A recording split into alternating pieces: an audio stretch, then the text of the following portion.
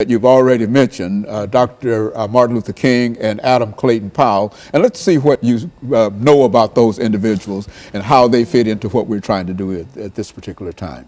Right.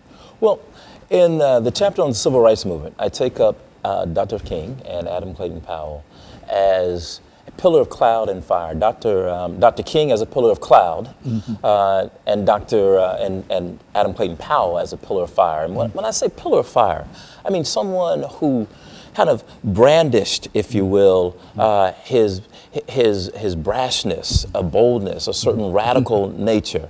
Adam Clayton Powell was very clear while he was in Congress that he called himself the baddest Negro in Congress. Yeah, go on. Right. and he flouted the rules. He didn't stomach segregation. He didn't take kindly to the kinds of conventions that made African Americans second class. And part it had to do with his upbringing, had to do with who he was, but it also had to do with, I think, growing up in Harlem. And he really was, I call him, a son of the Harlem Renaissance. He was the new Negro, as I understand it, that the Harlem Renaissance writers had hoped for. He started one of the first boycotts of the public transportation system in Harlem. One of the first sort of public service programs at his church at Abyssinian Baptist Church, and by the time he went to Congress, he was pastoring the largest Protestant congregation in the nation. Adam Clayton Powell is known for his he's not only known for his pastoral work, but he's known for the Powell Amendment, which was a little known sort of codicil that he would add to every bill that sent funding for public accommodations, and it was a bill that said that public funding could not be used for segregated institutions.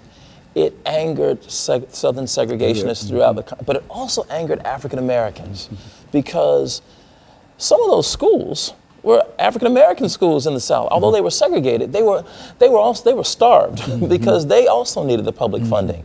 But Clayton Powell didn't care. What he was concerned about was ensuring that those who wanted segregation had to pay for it.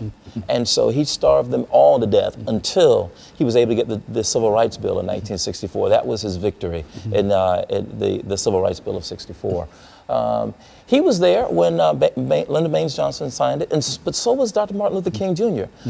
And King, who was, they were both princes of the Black Baptist Church. Adam Clayton Powell had attended school in New York. His father, his father, in many ways, had groomed him to be a prince of the Baptist Church. Martin Luther King, as Dr. King, as Dr. King's father. Good. His father pastored Abyssinian, while Dr. King's father pastored Ebenezer, and they both groomed their sons for the roles that they would take. They both went to elite schools, Morehouse College in the South, and they both were products of the black middle class. But where they differed, I think, was Dr. King grew up in the segregated South, born right at 1929, just as America was going into the Great Depression. And Dr. King saw a different and a brutal side of white segregationist power.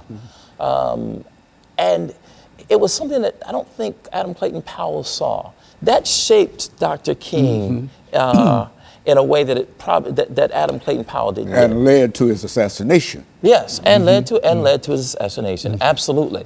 In a sense, both of them were assassinated. Dr. King, literally. Good. Adam Clayton Powell was politically destroyed because of his brashness. So what I find with now, both of them come at a time when African Americans have migrated, and I think this is also important to make the making of these two figures. African Americans began to migrate immediately after the Civil War. Every 10 years, you look at the census, you see more and more African Americans migrating toward the west and toward the north.